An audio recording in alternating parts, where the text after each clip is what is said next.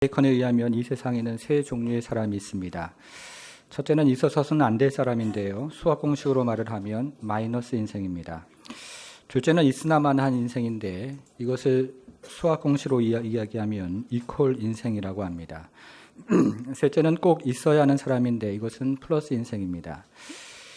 여러분, 그런데 저는 이런 식으로 사람을 분류하는 것을 별로 좋아하지 않는데요. 사람을 기능적으로 말하는 것이 옳지 않다고 생각을 하기 때문에 그렇습니다. 그러나 어떤 경우에는 고개가 끄덕여지는 분류도 있는데 어떤 목사님이 교인을 이렇게 분류를 했습니다. 우스갯소리로 한번 들어보십시오. 먼저 밀어야 가는 교인이 있는데 이런 교인을 달구지 교인이라고 합니다. 그리고 토닥거려야 만족하는 교인이 있는데 이런 교인을 고양이 교인이라고 합니다.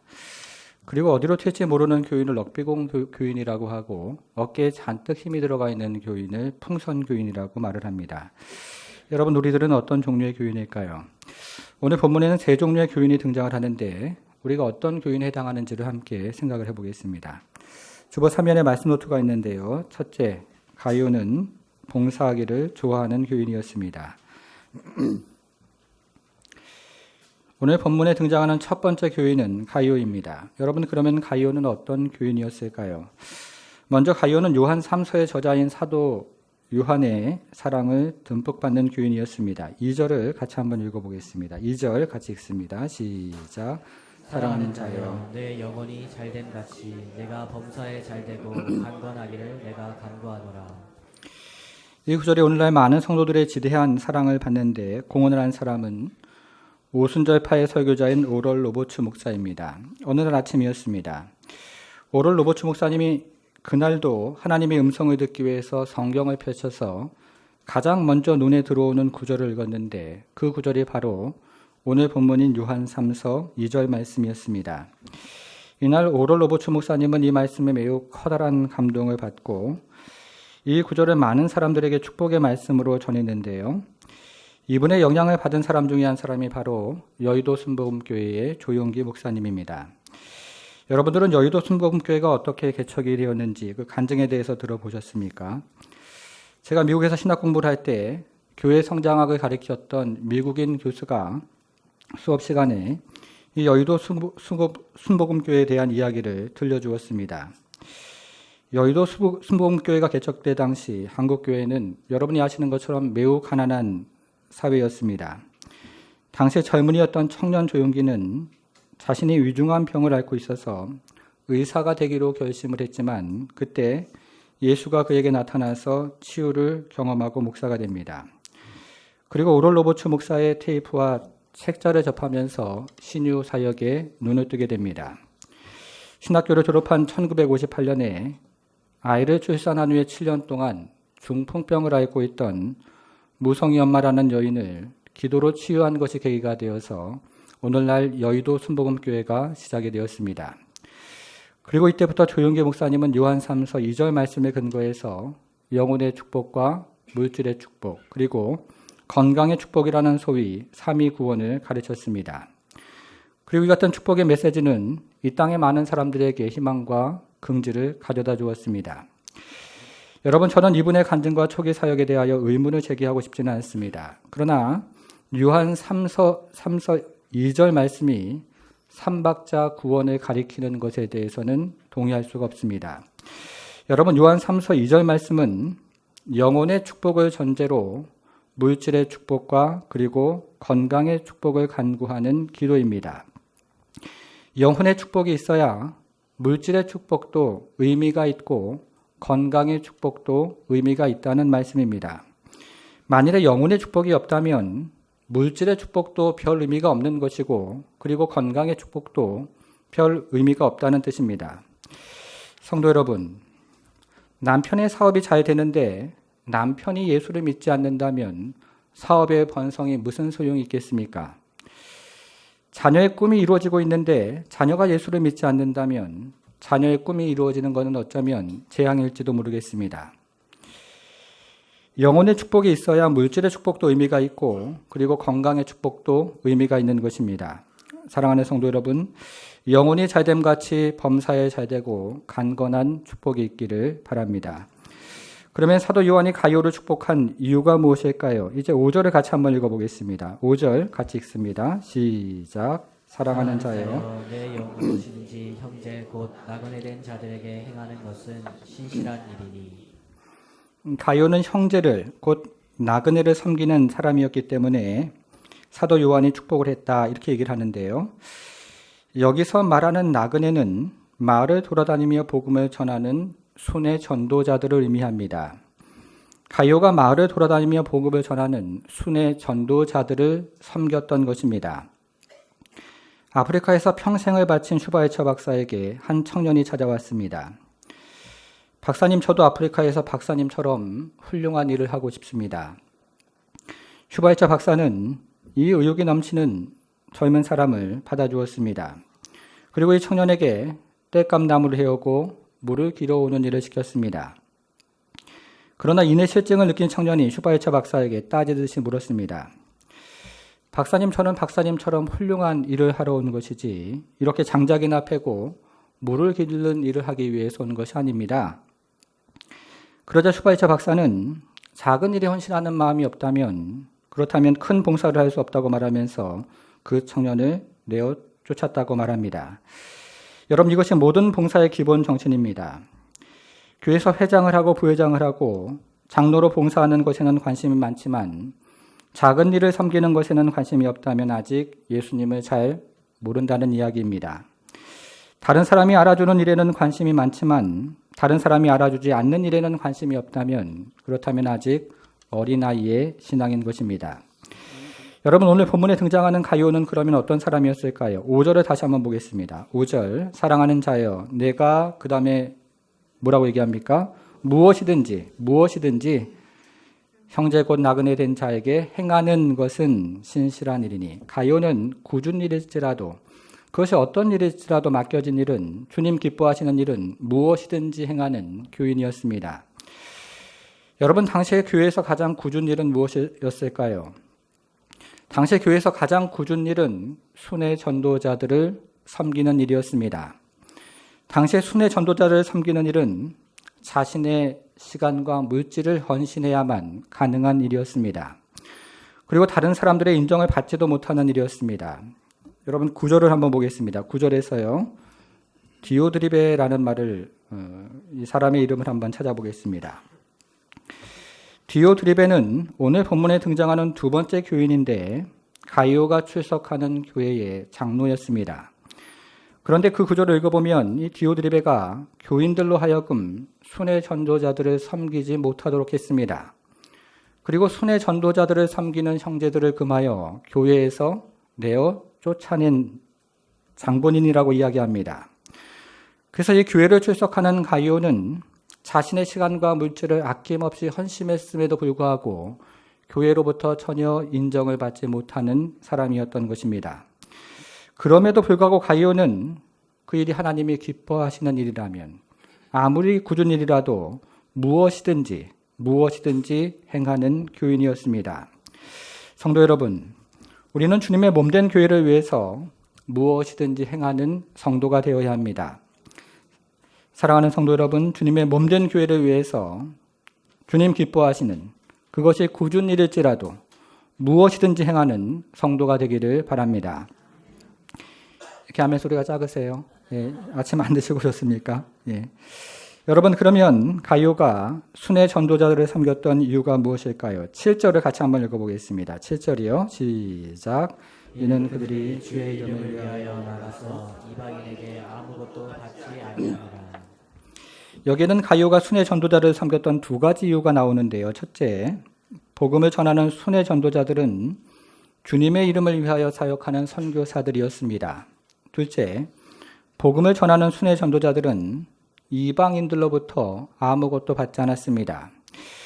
그런데 가룟가 순회 전도자들을 섬겼던 좀 더 근본적인 이유가 또 한 가지 있습니다. 이어지는 8절을 보겠습니다. 그러므로 우리가 이 같은 자들을 영접하는 것이 마땅하니 이는 우리로 진리를 위하여 어떻게 일을 합니까? 함께 일하는 자가 되게 하려 함이라. 미국의 항공모함 중에서 USS 아메리카라는 항공모함이 있습니다. 그런데 이 항공모함에서 일하는 승무원들의 유니폼 색깔이 매우 다양합니다. 여러분 한번 들어보십시오. 흰색 조끼를 입은 승무원은 갑판 위에서 안전을 책임지는 사람이고, 노란색 조끼를 입은 승무원은 갑판 위에 교통을 정리하는 사람입니다. 보라색 조끼를 입은 사람은 연료를 충전하는 사람이고, 빨간색 조끼를 입은 사람은 전투기에 무기를 정비하는 사람입니다. 녹색 조끼를 입은 사람은 특급 엔지니어이고, 파란색 조끼를 입은 사람은 일반 엔지니어입니다. 그리고 은색 조끼를 입은 사람은 구급대원이고, 갈색 조끼를 입은 사람은 전투기를 관리하는 사람입니다. 여러분, 제가 8개의 유니폼 색깔을 입은 승무원들을 말씀을 드렸는데요. 여러분, 여기서 필요 없는 사람은 누구일까요? 일하지 않아도 되는 사람은 누구일까요? 모든 사람이 필요합니다. 항공모함이 전투기를 띄우려면 전투기 조종사만 필요한 것이 아니라 8개의 유니폼 색깔을 입은 모든 승무원이 필요합니다. 이것은 선교 사역도 마찬가지입니다. 교회가 선교 사역을 잘 감당하려면 현장에서 복음을 전하는 선교사만 필요한 것이 아니고 선교사를 이 모양 저 모양으로 섬기는 모든 교인이 필요한 것입니다. 여러분, 화면으로 사진 한 장을 잠시 보겠습니다. 이 사진은 지난 4월에 우리 교회를 방문한 인도네시아 목회자들인데요. 인도네시아 목회자들이 1년에 2차례 저희 교회를 방문을 합니다. 그러면 저는 강의를 합니다. 목회 철학에 대해서 강의할 때도 있고 제자훈련이나 그리고 선교에 대해서 강의할 때도 있습니다. 그리고 선교부에서는 간식을 정성스럽게 만들어서 제공을 해줍니다. 그리고 어떤 성도는 식사를 제공할 때도 있고 또 어떤 성도들은 차량을 제공할 때도 있습니다. 저 혼자 섬기는 것이 아니라 함께 일하는 것입니다. 이것이 8절인데요. 8절을 여러분 다시 한번 보겠습니다. 8절. 그러므로 우리가 이 같은 자들을 영접하는 것이 마땅하니 이는 우리로 진리를 위하여 어떻게 일합니까? 함께 일하는 자가 되게 하려 함이라. 저와 여러분들이 복음을 위하여 함께 일하는 자가 되는 것입니다. 그리고 선교사와 성도들이 모두 하나님 나라를 위해서 함께 일하는 자가 되는 것입니다. 그러면 하나님이 너도 선교사역에 동참하였다. 이렇게 말씀을 해 주신다는 겁니다. 성도 여러분, 함께 일하는 자가 되기를 축복합니다. 두 번째로 보겠습니다. 둘째, 디오드립에는 으뜸되기를 좋아하는 교인이었습니다.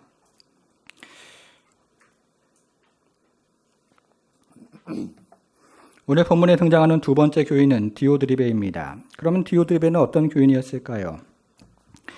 우리는 지금부터 디오드리베를 설명하는 두 구절을 살펴볼 텐데요.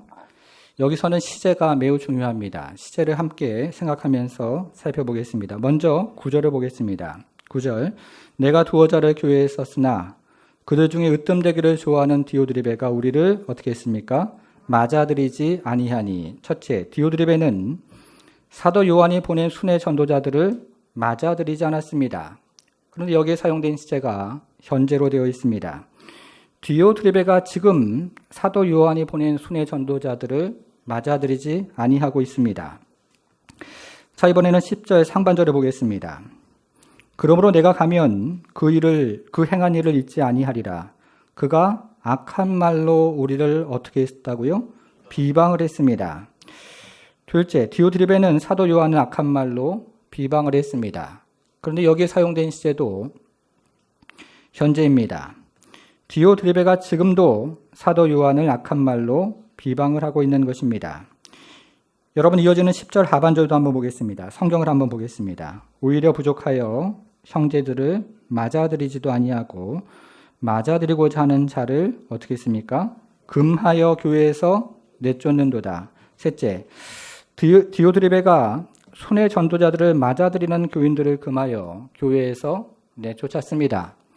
그런데 여기서 시제도 현재로 되어 있습니다. 디오드리베가 지금도 순회 전도자들을 맞이하는 교인을 금하여 교회에서 내쫓고 있는 중이었습니다. 여러분, 우리가 지금까지 디오드리베를 설명하는 세 가지 내용을 살펴보았는데요. 시제가 모두 현재로 되어 있습니다. 여러분, 이것이 무엇을 의미할까요? 디오드리베가 한 번, 두 번 실수로 혹은 판단착오로 악한 행동을 한 것이 아니고 디오드리베가 매우 고의적으로 그리고 매우 악의적으로 악한 행동을 하고 있다는 것입니다. 여러분, 그러면 디오드리베가 사도 요한과 사사건건 대립을 했던 이유가 무엇일까요? 성경학자들은 이것을 크게 두 가지로 생각을 합니다. 같이 한번 생각을 해보겠습니다. 먼저 어떤 성경학자들은 두 사람의 대립을 교권 다툼으로 이해를 합니다.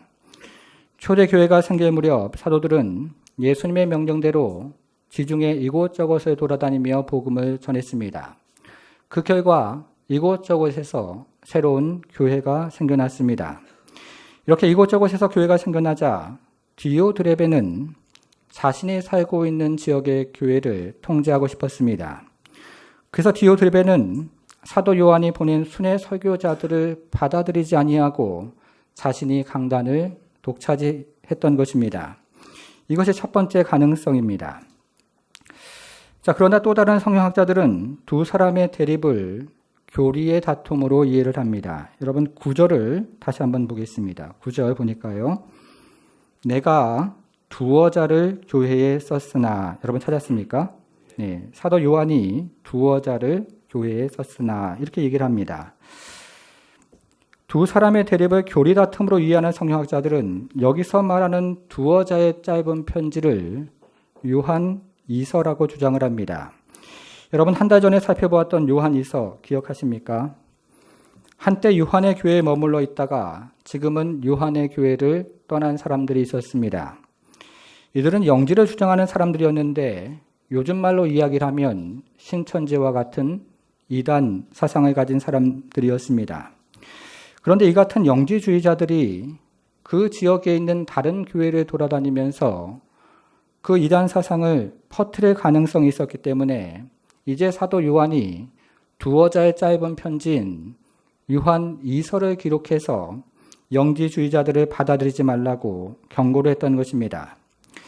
그러나 디오드리베가 요한 2서를 손에 들고 온 순회 전도자들을 받아들이지 않았습니다. 여러분, 그러면 디오드리베가 요한 2서를 손에 들고 온 전도자들을 받아들이지 않은 이유는 무엇일까요? 그 이유는 디오드레베도 영지주의자와 같은 사상을 가지고 있었기 때문이라는 것입니다. 이것이 두 번째 가능성입니다. 자, 이렇게 우리는 두 가지 가능성에 대해서 살펴보았는데요. 그러나 이것은 어디까지나 추론일 뿐입니다. 요한 3서를 여러분 처음부터 마지막까지 꼼꼼히 읽어보면 이 두 가지 가능성에 대해서 정확하게 이야기하는 구절이 나타나지 않기 때문에 이것은 어디까지나 추론일 따름입니다. 여러분, 그러면 디오드리베가 사도 요한과 대립했던 진짜 성경에서 이야기하는 이유는 무엇이겠습니까? 9절 다시 한번 보겠습니다. 9절 보니까요. 내가 두어 자를 교회에 썼으나 그들 중에 무엇을 좋아한다고요? 으뜸되기를 좋아하는 디오드리베. 디오드리베가 사도 요한과 대립했던 가장 큰 이유는 으뜸되기를 좋아했기 때문에 그렇습니다. 성도 여러분, 교회 안에는 많은 부서들이 있습니다. 그런데 모두가 으뜸되기를 좋아하면 교회는 어떻게 되겠습니까? 찬양대의 지휘자가 있는데 찬양대원들이 으뜸되기를 좋아한다면 어떻게 될까요? 식당에는 팀장이 있는데 팀원들이 으뜸되기를 좋아한다면 어떻게 되겠습니까? 주차장에는 봉사자들이 있는데 주차하는 사람이 으뜸되기를 좋아한다면 어떻게 되겠습니까? 구역 모임에는 구역장이 있는데 구역원 중에 으뜸되기를 좋아하면 어떻게 될까요? 당회보다 으뜸되기를 좋아하는 집사가 있다면 그 교회는 어떻게 되겠습니까? 그 집안이 제대로 돌아가지 않을 것입니다. 그런데 디오드리베는 으뜸되기를 좋아하는 그런 교인이었습니다. 여러분, 우리가 지금까지 디오드리베를 설명하는 두 구절을 살펴보았는데요. 여기서는 순서가 매우 중요합니다. 이번에는 순서를 생각하면서 9절과 10절을 화면으로 다시 한번 보겠습니다. 자, 첫째, 디오드리베는 사도 요한이 보낸 순회 전도자들을 맞아들이지 않았습니다. 둘째, 디오드리베는 사도 요한을 악한 말로 비방을 했습니다. 셋째, 디오드리베는 순회 전도자들을 맞아들이는 형제들을 금하고 교회에서 내쫓았습니다. 여러분, 그러면 이 모든 악행은 무엇으로부터 시작을 합니까? 이 모든 악행의 출처는 무엇일까요? 으뜸되기를 좋아하는 마음입니다. 모든 악행의 출처는 으뜸되기를 좋아하는 마음이었던 것입니다. 이것을 잠언 16장 18절은 이렇게 이야기를 합니다. 이 구절도 같이 한번 읽어보겠습니다. 시작. 교만은 패망의 성공이요 거만한 마음은 넘어짐의 앞잡이니라. 여러분, 이것이 바로 디오드레베의 마음이었습니다. 디오드레베는 으뜸되기를 좋아하는 교인이었습니다. 자, 이제 셋째를 보겠습니다. 셋째, 데메드리오는 헌신하기를 좋아하는 교인이었습니다. 자, 이제부터 이름이 좀 헷갈리기 시작합니다. 그렇죠? 디오드레베, 데메드리오. 제가 혹시나 잘못 이야기해도 여러분들이 찰떡같이 알아들으시기를 바랍니다. 이제 오늘 본문의 내용은 재구성을 한번 하면서 이야기를 한번 해보겠습니다.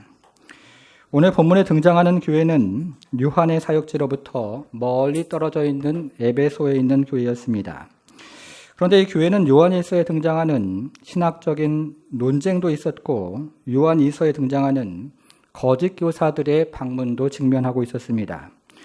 사도 요한이 교회지를 편지에 그래서 썼는데요. 그러나 디오드레베라는 목사, 장로가 사도 요한의 편지를 거절했습니다. 그리고 사도 요한을 공개적으로 비방을 했는데 매우 악한 말로 인신공격을 했던 것입니다. 그리고는 순회 전도자들을 맞이하는 교인들을 향하여 이렇게 으름장을 놓았습니다. 누구든지 요한과 그가 보낸 사람을 맞아들이거나 동조하면 교회에서 쫓아내겠다. 이렇게 말했던 것입니다. 그런데 이 교회에 가이오라는 교인은 이 디메드리오의 협박에 굴복하지 않고 순회 전도자들이 전도 사역을 잘 할 수 있도록 뒤에서 물심양면으로 후원을 했습니다. 그러자 가이오의 도움으로 성공적으로 전도 사역을 감당한 순회 전도자들이 다시 사도 요한에게 돌아가서 지금까지 일어났던 모든 상황들을 낱낱이 보고를 했습니다. 여러분, 이 보고를 들은 사도 요한의 반응이 13절과 14절에 나옵니다. 13절, 14절을 보니까요. 내가 내게 쓸 것이 많으나 먹과 부추로 쓰기를 원하지 아니하고 속히 보기를 바라노니 또한 우리가 대면하여 말하리라. 사도 요한은 이 교회를 몸소 방문해서 가이오와 같이 봉사 잘하기를 좋아하는, 봉사하기를 좋아하는 성도들을 격려하고 칭찬하고 그리고 디오드레베와 같이 으뜸되기를 좋아하는 교인을 책망하기를 원했습니다. 그러나 사도 요한은 지금 당장 그 교회를 방문할 수 있는 상황이 아니었습니다. 사도 요한은 자기가 하고 싶은 말을 요한 3서라는 편지로 기록을 해서 또 다른 교인 편에 이 편지를 에베소에 있는 교회에 전달을 했습니다. 그 사람이 오늘 본문에 등장하는 세 번째 교인인데요. 12절을 보겠습니다. 12절 같이 한번 읽어보겠습니다. 시작. 데메드리오는 무사람에게도 진리에게서도 증거를 받았으니 우리도 증언하노니 너는 우리의 증언이 참된 줄을 아느니라. 여러분, 이 세 번째 교인이 누구입니까? 데메드리오입니다. 사도 요한이 요한 3서를 기록해서 데메드리오라는 교인 편에 이 편지를 에베소에 있는 교회에게 전달하기를 원했던 것입니다. 여러분, 그런데 이 이름이 우리에게는 매우 낯섦습니다. 성경을 많이 읽으신 분들은 우리가 앞에서 살펴본 가이오 그리고 디오드레베 이 이름은 비교적 익숙한데요. 그러나 이 마지막 데메드리오라는 이름은 익숙하지가 않습니다. 여러분, 그러면 데메드리오는 과연 누구일까요? 성경에는 이 데메드리오라는 이름이 모두 세 군데 등장을 하는데 사도행전에 등장하는 데메드리오에 대해서 함께 생각을 해보겠습니다. 화면으로 사도행전 19장 24절부터 29절인데요. 좀 깁니다. 그러나 같이 한번 읽어보겠습니다. 시작. 즉 데메드리오라 하는 어떤 은장색이 은으로 바다의 모양을 만들어 직공들에게 적지 않은 벌이를 하게 하더니 그가 그 직공들과 그러한 영업하는 자들을 모아 이르되 여러분도 알거니와 우리의 풍족한 생활이 이 생업에 있는데 바울이 에베소뿐만 아니라 거의 전 아시아를 통하여 수많은 사람을 권유하여 말하되 사람의 손으로 만든 것들은 신이 아니라 하니 이는 그들에게 보고 들은 것이라. 우리의 이 영업이 천하 여자의 위험이 있을 뿐 아니라 큰 여신 아데미의 신전도 무시당하게 되고 온 아시아와 천하가 위하는 그의 위엄도 떨어질까 하노라 하더라. 그들이 이 말을 듣고 분노가 가득하여 외쳐 이르되 크다 에베소 사람의 아데미여 하니 온 시내가 일어나여 바울과 같이 다니는 마게도냐 사람 가이오와 아리스타고를 붙들어 일제히 영장으로 달려 들어가는지라. 사도 바울이 가이오와 함께 에베소로 전도 여행을 갔을 때였습니다. 이때 사도 바울의 전도 여행을 방해한 사람이 있었는데 그 사람이 바로 데메드리오라는 사람이었습니다. 당시 데메드리오는 에베소에 있는 아데미 여신을 제작하는 은장색이라고 말을 합니다. 그런데 사도 바울이 에베소에서 복음을 전하니까 더 이상 이 신상이 팔리지를 않는 것입니다. 그래서 데메드리오는 주변 사람들을 선동을 해서 사도 바울이 전하는 복음 사역을 방해를 했던 것입니다.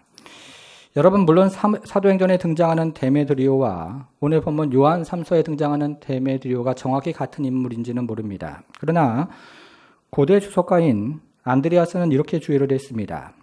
내가 보기에 이 데메드리오는 아데미 신전의 은신상을 만들고 한때 사도 바울을 반대하여 폭동을 일으킨 자와 동일한 인물이다. 여러분, 이것이 맞다면 데메드리오는 처음에 복음을 반대하는 사람이었습니다. 그러나 사도 바울을 통해서 복음을 듣고 또 에베소 교회를 통해서 예수님을 믿는 그런 은혜를 경험을 합니다.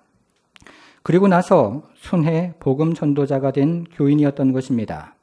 예수를 믿고 그의 인생 가운데 정말이지 매우 놀라운 변화가 일어났던 것입니다. 여러분, 그러면 오늘 본문은 이 데메드리오를 어떻게 이야기하고 있습니까? 12절을 다시 한번 보겠습니다. 12절 오늘 본문으로 돌아와서요.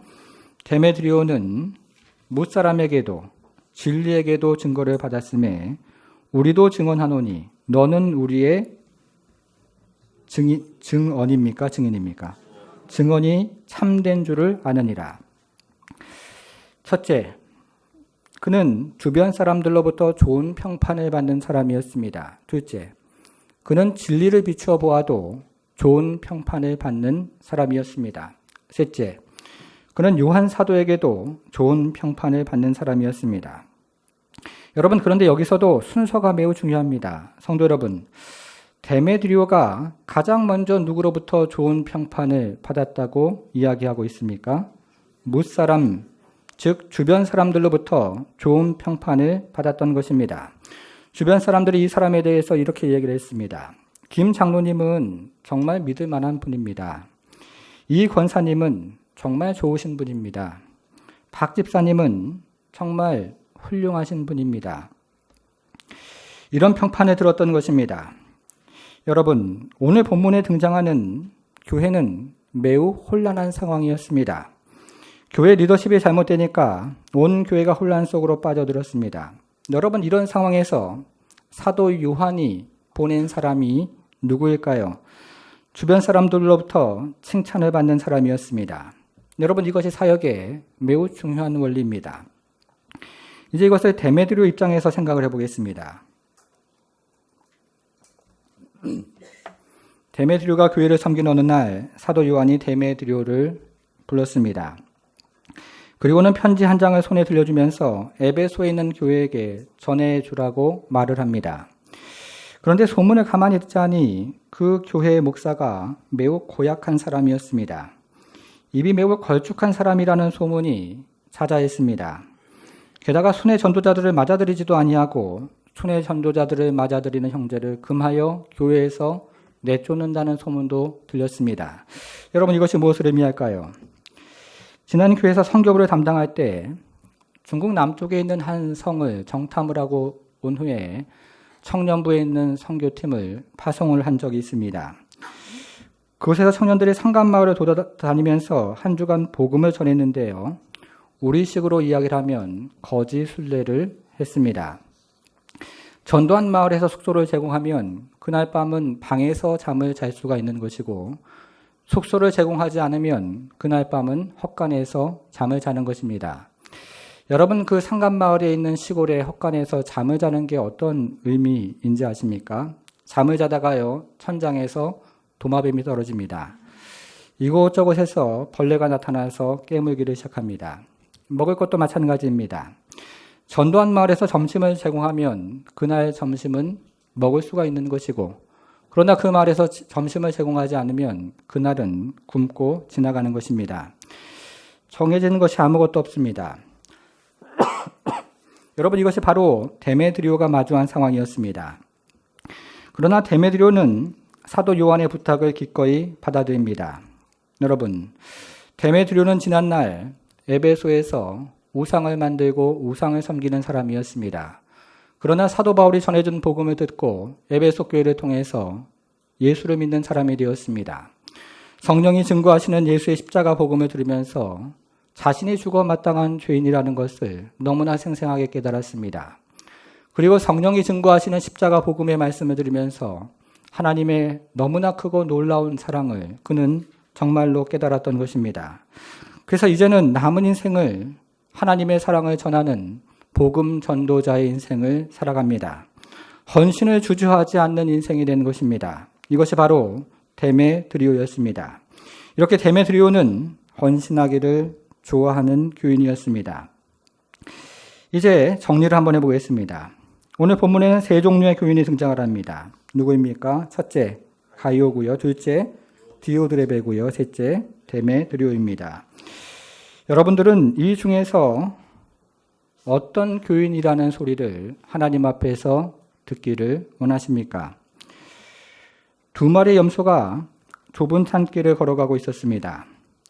그런데 좁은 산길에서 한 마리는 아래로 내려가고 있었고 다른 한 마리는 위로 올라가고 있었습니다. 그러나 길이 너무 좁아서 한 마리의 염소만 겨우 통과할 수가 있었습니다. 결국 두 마리 염소가 중간에서 만나서 내려가지도 못하고 올라가지도 못하는 신세가 되었습니다. 이제 두 마리 염소가 서로 꼿꼿이 선 채로 뿔을 서로 맞닥뜨리면서 한바탕 싸움을 벌일 기세였습니다. 그런데 이때 매우 놀라운 일이 벌어집니다. 아래로 내려가던 염소가 그 자리에 엎드리자 위로 올라가던 염소가 그 엎드린 염소를 밟고 위로 올라가는 것이었습니다. 그리고 엎드린 염소도 다시 일어나서 자기 길을 걸어갔습니다. 여러분, 이 두 마리 염소 중에서 어떤 염소가 승리한 것 같습니까? 엎드린 염소가 승리한 것입니까? 아니면 마지막까지 자존심을 굽히지 않고 뿔을 들이댄 염소가 승리한 것입니까? 성도 여러분, 오늘 본문에서 어떤 교인이 하나님의 칭찬을 받을까요? 봉사하기를 좋아하는 가이오입니까? 아니면 으뜸되기를 좋아하는 디오드레베입니까? 다시 한번 물어보겠습니다. 헌신하기를 좋아하는 데메드리오입니까? 아니면 자존심을 세워가는 디오드레베입니까? 사랑하는 성도 여러분, 하나님이 오늘도 찾으시고 오늘도 기뻐하시는 그런 교인, 그런 성도, 그런 사람은 봉사하기를 좋아하고 그리고 자신의 것을 아끼지 아니하고 희생하는 성도입니다. 하나님께서 모든 성도들에게 이와 같은 은혜를 주셔서 하나님 나라를 위해서 함께 일하고 그리고 하나님 나라를 위해서 가진 것을 헌신하고 그리고 봉사하기를 참으로 즐거워하는 그런 모든 성도가 되기를 주님의 이름으로 축복합니다.